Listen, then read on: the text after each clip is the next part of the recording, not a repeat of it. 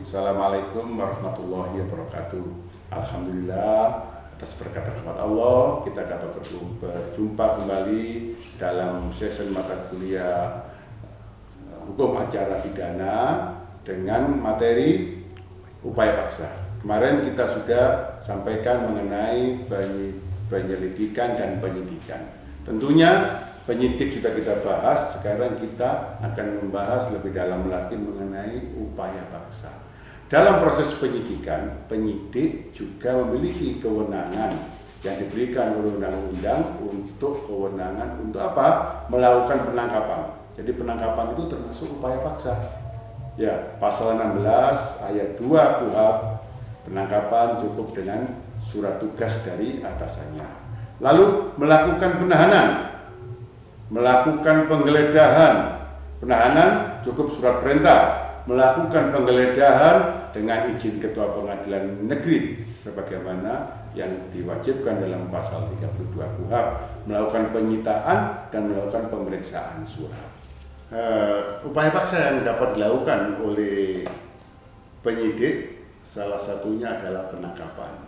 Jadi menurut pasal 1 angka 20 KUHP, penangkapan adalah suatu tindakan penyidik berupa pengekangan sementara waktu kebebasan tersangka atau terdakwa apabila tidak cukup bukti guna kepentingan penyidikan atau penuntutan dan atau peradilan dalam hal serta menurut cara yang diatur dalam undang-undang ini. Di dalamnya nanti undang-undang KUHP ini mengatur hak dan kewajiban bila ada penangkapan.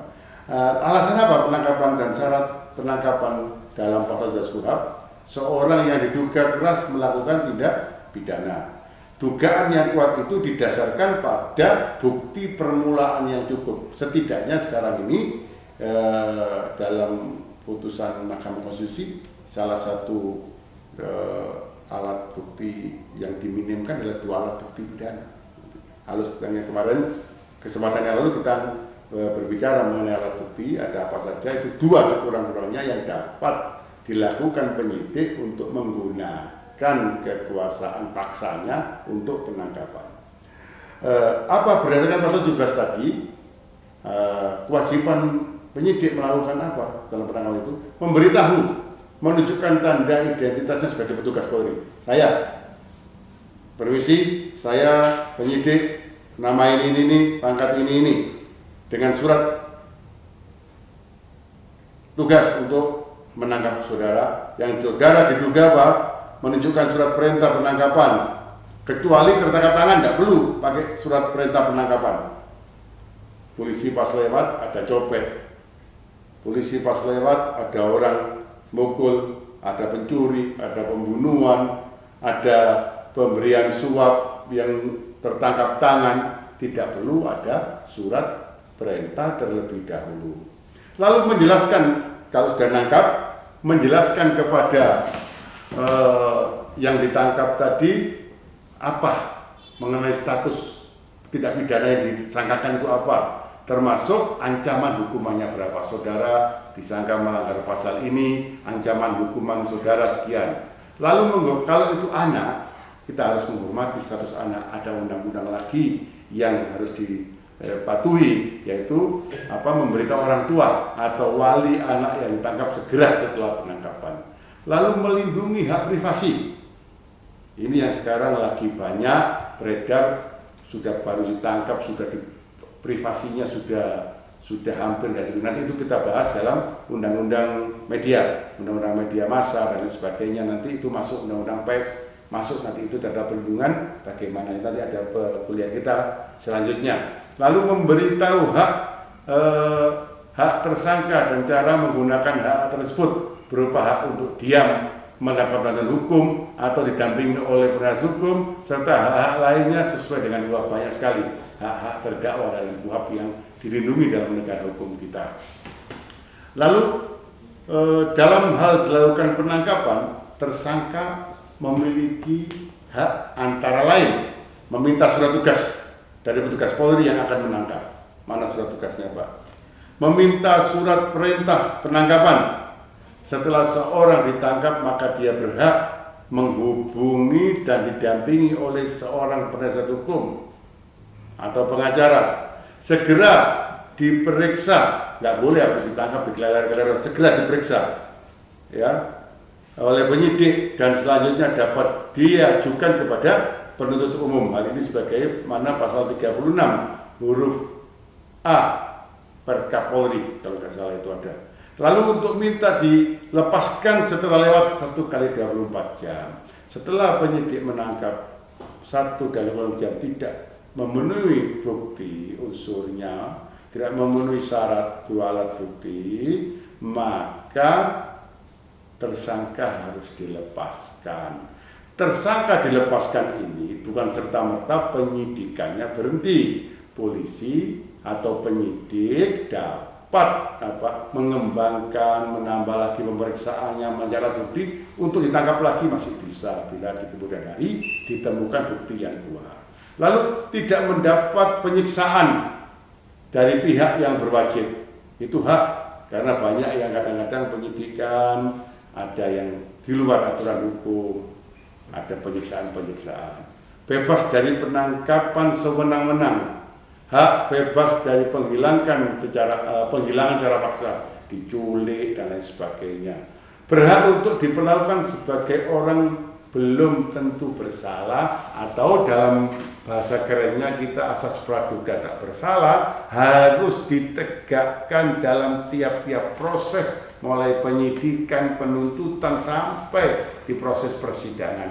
Orang tersebut wajib dinyatakan tidak bersalah sampai adanya putusan hukum yang menyatakan dia bersalah. Lalu penahanan.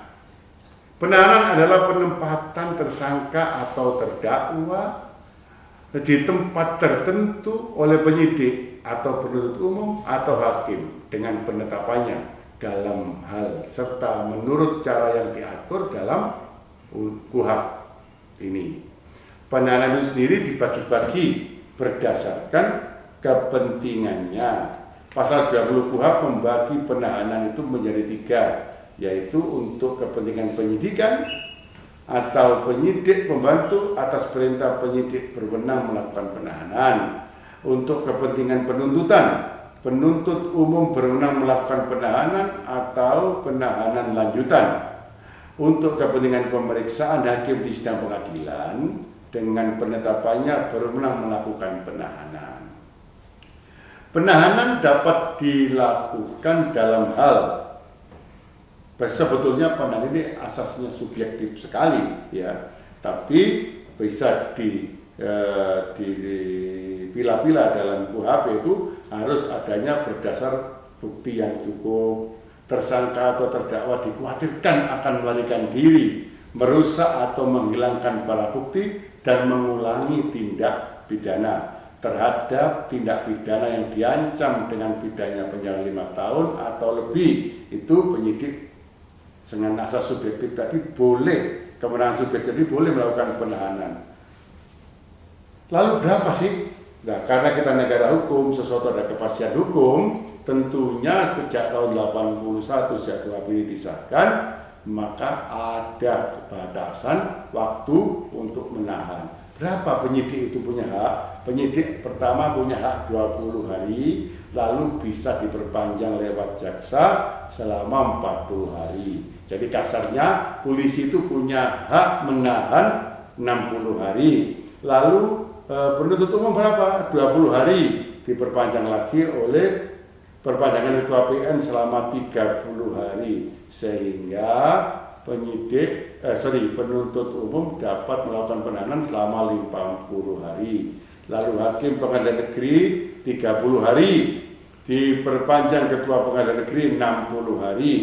Hakim pengadilan tinggi 30 hari, diperpanjang ketua pengadilan tinggi 60 hari.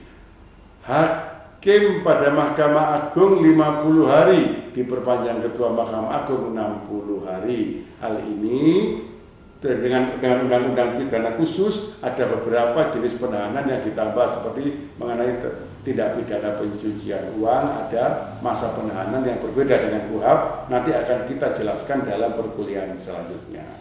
Lalu jenis-jenis penahanan apa saja?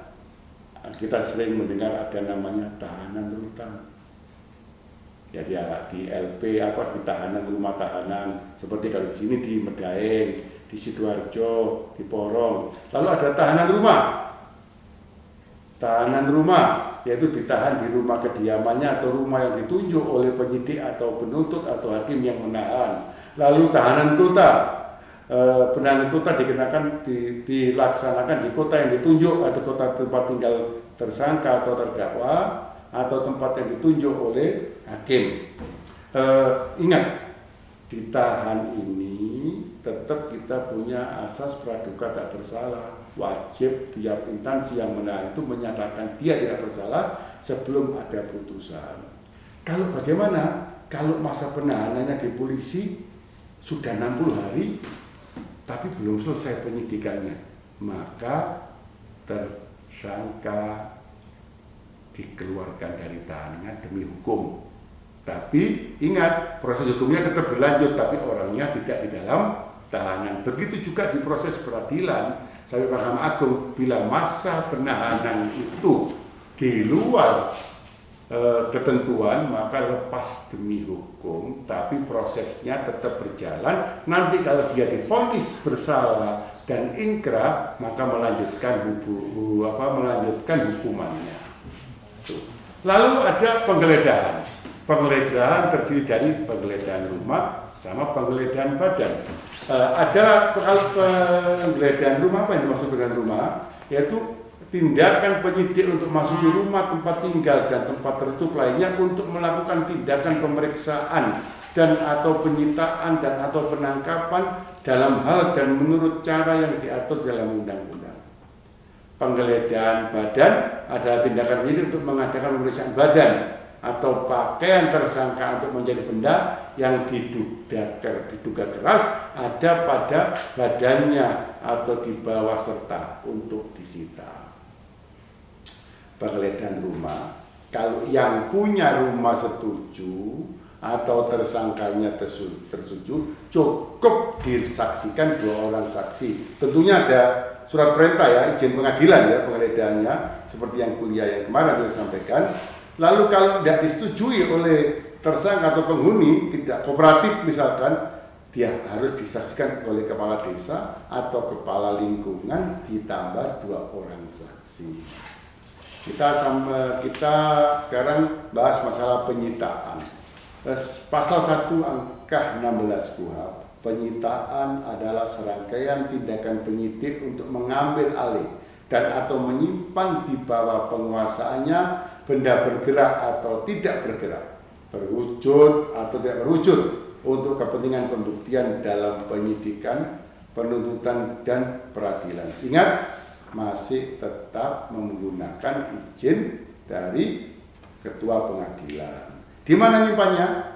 Kalau di kantornya penyidik boleh nyimpan, tapi kalau bendanya besar, misalkan mobil atau apa, penyidik nggak punya tempat, ada rumah penyimpanan benda sitaan, rubasan atau apalah sepanjangannya itu. Ya, benda yang dapat dilakukan penyitaan apa saja? Benda yang dapat dilakukan penyitaan, menurut pasal 39 ayat 1 KUHP, benda atau tagihan tersangka atau terdakwa yang seluruhnya atau sebagian diduga diperoleh dari tindak pidana atau hasil dari tindak pidana. Benda yang telah dipergunakan secara langsung untuk melakukan tindak pidana atau untuk mempersiapkannya. Benda yang dipergunakan untuk menghalang-halangi penyidikan tindak pidana. Benda yang khusus dibuat atau diperuntukkan melakukan tindak pidana. Benda lain yang mempunyai hubungan langsung dengan tindak pidana yang dilakukan. Lalu pemeriksaan surat. Jadi pemeriksaan surat itu kalau seseorang tersangka terus dicurigai ada hubungan dengan pihak luar yang lain, dengan pihak yang di luar rumah itu, penyidik menganggap perlu untuk memeriksa surat yang masuk ke rumah itu, maka penyidik dapat mengajukan surat izin khusus ke ketua pengadilan untuk membuka surat yang masih di pos, di sweeping dulu, di sweeping diperiksa di kantor pos. Kalau itu ada bukti yang berhubungan dengan tindak pidana, dilanjutkan dengan penyitaan. Kalau tidak ada hubungannya, dilem lagi, distempel, diberi catatan bahwa surat ini telah diperiksa oleh penyidik dan dikirim lagi ke rumahnya. Pemeriksaan surat maknanya apa? Terkait tindak pidana, langsung dimasukkan dalam amplop berkas. Tidak terkait tindak pidana, ditutup kembali tadi, dikembalikan lagi, tidak boleh diambil. Demikian perkuliahan ini, semoga bermanfaat. Untuk referensi lebih lanjut silakan dibaca KUHP dan komentar-komentar tentang KUHP. Ini sangat bagus sekali. Insya Allah kita berjumpa lagi. Ada kurangnya saya mohon maaf. Assalamualaikum warahmatullahi wabarakatuh.